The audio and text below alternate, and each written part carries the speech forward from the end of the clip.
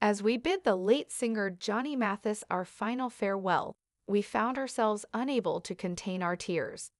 Farewell, Johnny Mathis, born on September 30, 1935, in Gilmer, Texas. Johnny Mathis is a great American singer who has mesmerized audiences for decades with his sweet and soulful voice. With his love songs and amazing vocal range, Mathis has made an enduring impression on the music industry. Fourth of 7 children, Johnny Mathis was born in the East Texas town of Gilmer to parents Clu Mathis and Mildred Boyd. He exhibited an early love in music and started singing in the church choir at a young age. His father saw his aptitude and bought him his first instrument, an upright piano. While Matthew was a student at George Washington Carver High School in San Francisco, his parents supported him in fostering his skill and encouraged his musical endeavors. When Mathis was in high school, he frequently sang at school events and community gatherings, earning local recognition for his exceptional voice. It was during one of these performances that he caught the attention of Helenoga, a club owner and record producer. Helenoga recognized Mathis' potential and arranged for him to audition for the U.S. Olympic Charles team. However, Mathis' love of music ultimately prevailed over sport. Matthew was promptly signed to Columbia Records in 1956 when a vacuum was struck by his skill. This launched Mathis's professional music career and paved the way for his success. In 1956, Johnny Mathis issued his first studio album, Johnny Mathis, a fresh-sounding hit tune. The album displayed Mathis' vocal power and variety, and included a collection of jazz standards and well-known tunes. However, it did not have major commercial success at the time. The song climbed the charts, peaking at number 14 on the Billboard Hot 100, and firmly established Johnny Mathis as a rising star. Over the years, Mathis continued to release a string of successful albums and singles.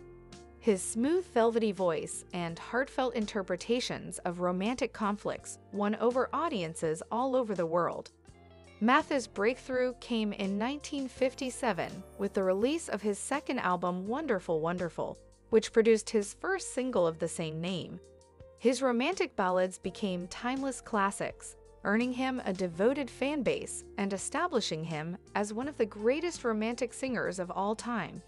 In addition to studio albums, Mathis recorded a large number of live albums, holiday albums, and collaborations with other renowned artists, including the lights of Denise Williams. Some of his most notable hits include Chances Are Misty and Is Not For Me to Say in the 12th of Nevertheless Musicians and Our Generations, and his romantic ballads.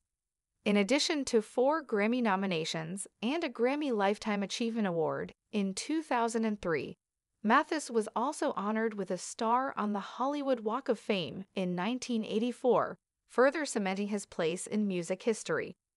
For many years, Johnny Mathis kept his social orientation a secret out of fear that it would harm his career. However, in a 1982 interview with Us magazine, Mathis came out as gay, becoming one of the first public figures in the entertainment industry to do so.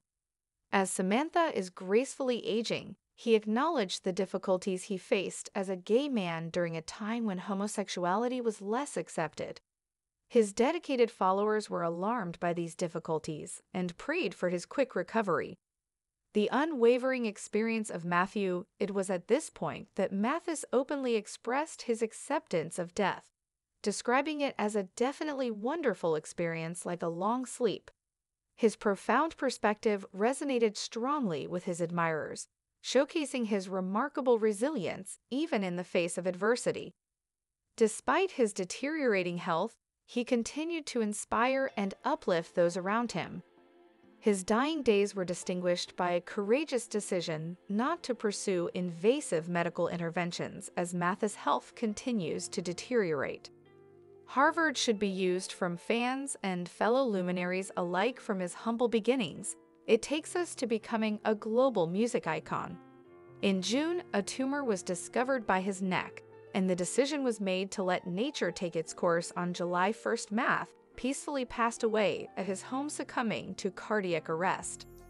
The news of his passing reverberated around the world and caused an uproar of grief.